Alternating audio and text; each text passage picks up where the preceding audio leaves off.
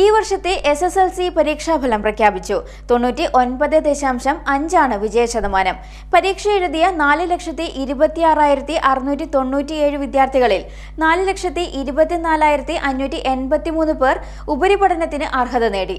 61,449 പേർക്ക് എല്ലാ വിഷയത്തിലും A+ ലഭിച്ചുവെന്ന് പൊതുവിദ്യാഭ്യാസ മന്ത്രി വി ശിവൻകുട്ടി ഫലപ്രഖ്യാപനം നിർവഹിച്ചുകൊണ്ട് പറഞ്ഞു. കഴിഞ്ഞ വർഷത്തെ അപേക്ഷിച്ച് വിജയശതമാനത്തിൽ നേരിയ കുറവുണ്ട്. കഴിഞ്ഞ വർഷം 99.69% വിജയശതമാനം. SSLC പരീക്ഷ എഴുതിയ വിദ്യാർത്ഥികളുടെ എണ്ണം 4,27,2020. ഉന്നത വിദ്യാഭ്യാസത്തിന് യോഗ്യത നേടിയ വിദ്യാർത്ഥികളുടെ എണ്ണം 4,24,583.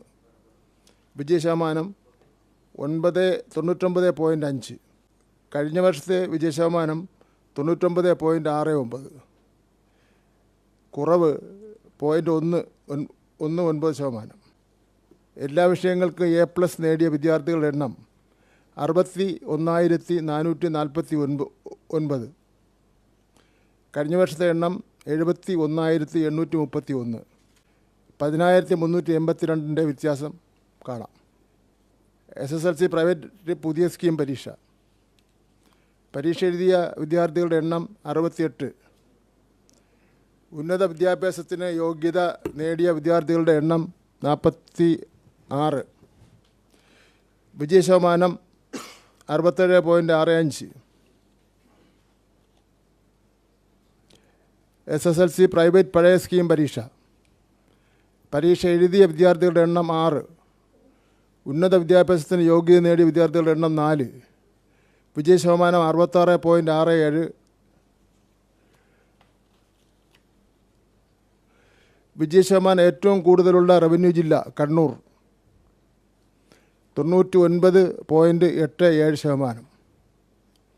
വിജയശതമാനം ഏറ്റവും കുറവുള്ള റവന്യൂ ജില്ല തിരുവനന്തപുരം 98.59%.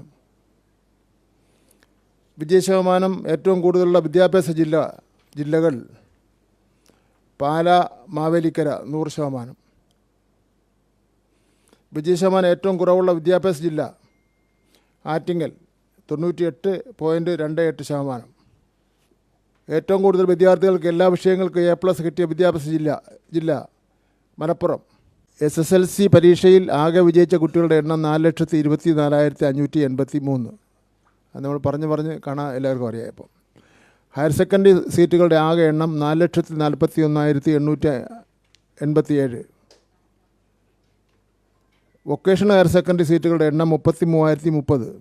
ആകെ സീറ്റുകൾ 4,74,917.